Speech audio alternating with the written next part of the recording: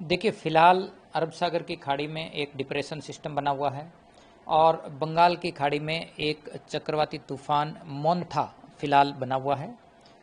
इसके अलावा उत्तर पश्चिमी भारत के ऊपर में एक पश्चिमी विक्षोभ भी सक्रिय है और इस सिस्टम के असर से बंगाल की खाड़ी और अरब सागर की खाड़ी दोनों से ही मॉइस्चर की सप्लाई राजस्थान के कई इलाकों में हो रही है और पिछले 24 घंटों से ही दक्षिणी और पूर्वी राजस्थान में बारिश की गतिविधियां जारी है। पिछले 24 घंटों में यदि देखें तो कोटा संभाग में कहीं कहीं भारी बारिश भी रिपोर्ट की गई है। सबसे ज़्यादा पीपलदा कोटा में 69 mm बरसात रिपोर्ट हुई है, यानी कि कोटा संभाग में कहीं कहीं भारी बारिश भी रिपोर्ट हो चुकी है।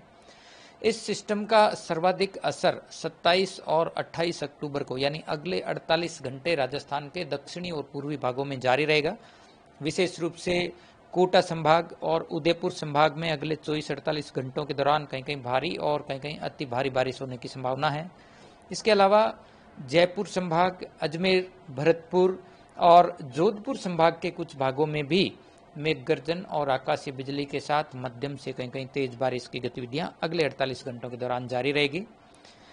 इसके बाद यदि देखें तो दक्षिणी और दक्षिण पूर्वी राजस्थान के कुछ भागों में मेघ गर्जन के साथ हल्की से मध्यम दर्जे की बारिश की गतिविधियां 30-31 अक्टूबर और 2-3 नवंबर तक भी जारी रहने की संभावना है। वहीं पश्चिमी राजस्थान की यदि बात करें तो दक्षिण पश्चिमी राजस्थान यानी जोधपुर संभाग और आसपास के इलाकों में 30-31 अक्टूबर तक हल्की मध्यम बारिश की गतिविधियां जारी रहेंगी। इसके बाद अगले 2-3 दिन मौसम शुष्क रहने की संभावना है। इसके साथ यदि देखें उत्तर पश्चिमी राजस्थान यानी बीकानेर संभाग और शेखावाटी क्षेत्र के ज़्यादातर इलाकों में मौसम मुख्यतः शुष्क रहेगा।